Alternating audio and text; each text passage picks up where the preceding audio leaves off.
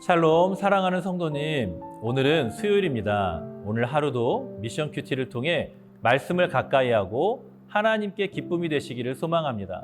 성도는 하나님의 부르심을 따라 사는 자들입니다. 하나님께서 우리를 구원의 자리로 불러주셨습니다. 우리가 하나님을 선택한 것이 아니라 하나님이 우리를 사랑하셔서 구원의 자리로 부르셨습니다. 또한 우리를 주님의 제자로, 사명자로 부르셨습니다. 그렇기 때문에 성도는 사명의 부르심에 순종하여 살아가야 하는 것입니다. 오늘 하루도 말씀 안에서 주어진 교훈에 순종하며 사명자의 삶을 살아갈 수 있는 모든 성도님들이 될 수 있기를 간절히 소망합니다. 말씀을 읽겠습니다. 왕이 제사장 아비아달에게 이르되 내 고향 아나돗으로 가라.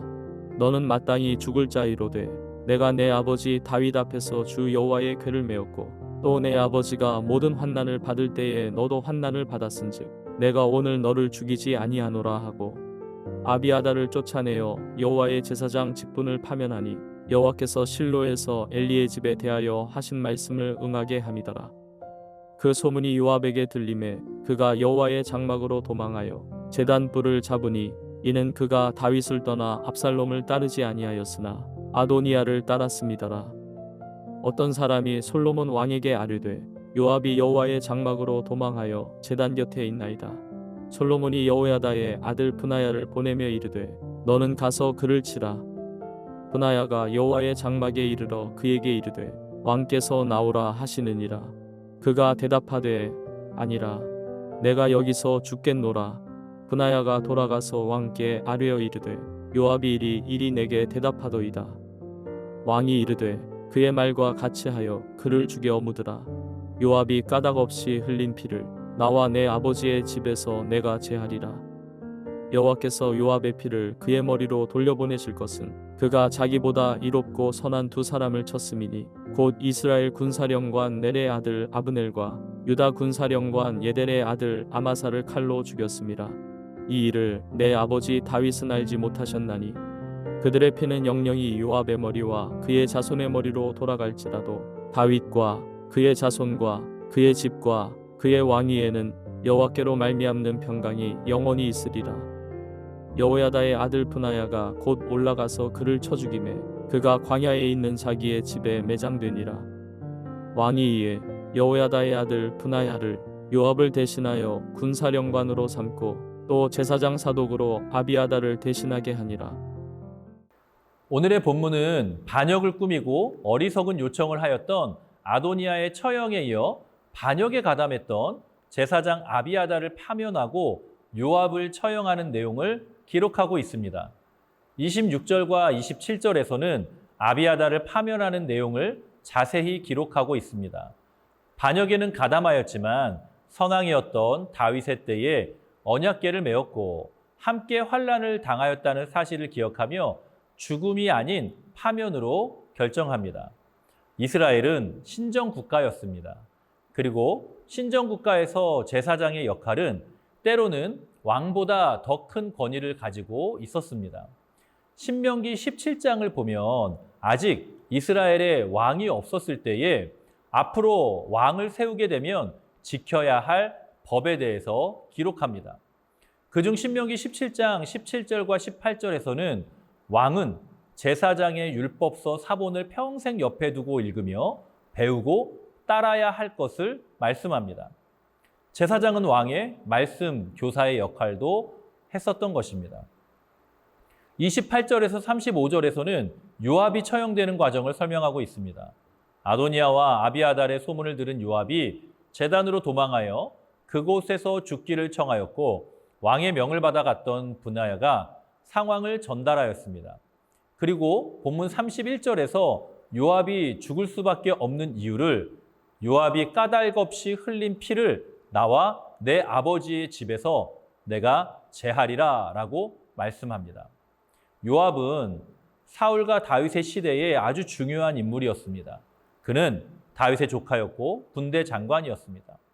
전쟁에서 많은 업적을 남겼으며 때로는 다윗에게 조언하여 인구조사를 반대하기도 하였습니다. 그렇지만 요압은 사무엘하 3장에서 아브넬을 복수심으로 살해하였고 사무엘하 20장에서는 아마사를 경쟁심으로 살해하였습니다. 솔로몬이 말한 이유 없는 살인이 바로 이 두 사건을 의미하는 것이고 더 나아가 요압은 아도니아의 반역에 가담하게 되었습니다. 오늘 말씀을 통해서 얻을 수 있는 첫 번째 교훈은 직분이 믿음을 끝까지 보장하지 못한다는 것입니다. 제사장 아비아달은 다윗의 시대에 충성하였던 제사장이었지만 아도니아의 반역에 가담함으로 하나님의 언약의 질서를 어긴 것입니다. 이것은 하나님이 기뻐하시는 일이 아니었습니다. 하나님의 말씀을 가장 잘 알고 그것을 가르치는 직분을 가지고 있었음에도 하나님의 뜻과 언약의 질서를 분별하지 못했던 것입니다. 말씀을 묵상하고 있는 우리에게 주는 교훈이 큰 본문입니다. 직분은 특권이나 권위로 주어지는 것이 아니라 하나님께서 소명으로 우리에게 주시는 것입니다. 직분과 직책이 신앙생활에 주는 유익이 많이 있습니다.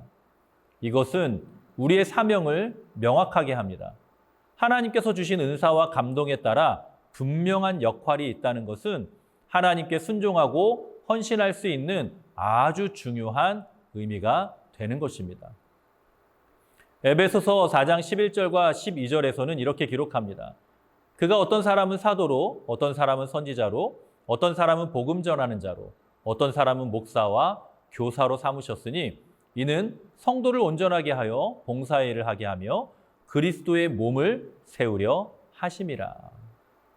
우리에게 주신 직분을 온전히 감당하면 교회를 세우고 지체를 세우는 유익이 있는 것입니다.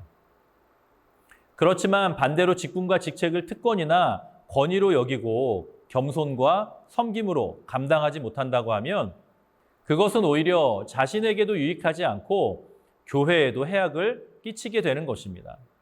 예수님도 마태복음 20장 28절에서 자신이 세상에 온 것은 섬김을 받으러 온 것이 아니라 도리어 섬기려 하고 자기 목숨을 많은 사람의 대속물로 주려 함이라고 분명하게 말씀하고 있습니다. 오늘 말씀을 통해 얻을 수 있는 두 번째 교훈은 하나님은 공의의 하나님이시라는 사실입니다.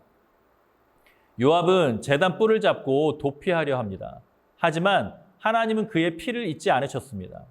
미가서 6장 8절은 하나님이 우리에게 구하시는 것을 가르쳐 주는데 오직 정의를 행하며 인자를 사랑하며 겸손히 내 하나님과 함께 행하는 것이라고 분명하게 말씀합니다. 우리는 하나님의 공의를 생각하고 정직하게 행할 수 있어야 합니다. 정직하게 신앙생활한다는 것은 처음에는 불편하고 고립되는 것처럼 보일 수 있습니다. 하지만 거룩함으로 정직하게 신앙생활하는 것은 성도의 삶을 영적으로 안전하게 하고 죄에서 지켜주시는 것입니다. 사랑하는 성도 여러분, 솔로몬 왕조 초기의 나라를 정비하는 과정을 살펴보면서 단순히 인간 왕조의 정비가 아니라 하나님의 약속과 공의를 따라 순종하는 성도의 삶을 배울 수 있기를 소망합니다. 우리의 신앙생활에서 세상의 방법에 따르지 않고 직분과 직책의 매너리즘에 빠지지 않으며 하나님을 기쁘시게 하는 성도님의 삶이 될 수 있기를 예수님의 이름으로 간절히 축복합니다. 함께 기도하겠습니다. 살아계신 아버지 하나님, 은혜를 감사합니다. 오늘 말씀을 통하여서도 하나님의 은혜를 누리고 말씀의 교훈을 얻게 하시니 하나님 너무나도 감사를 드립니다. 하나님, 내게 허락하신 믿음과 신앙의 걸음 안에서 하나님이 기뻐하시는 거룩하고 성결한 삶을 살게 하여 주시옵소서.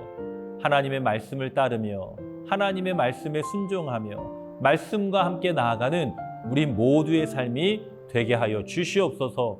하나님, 오늘 하루의 삶도 주님께 맡깁니다. 하나님, 우리와 함께 하여 주시고 모든 연약함으로부터 우리를 지켜주시며 함께 하신 하나님으로 말미암아 힘을 얻어 나아가는 우리 모두의 삶이 되게 하여 주시옵소서. 감사를 드리고 축복하며 예수님의 이름으로 간절히 기도드리옵나이다. 아멘.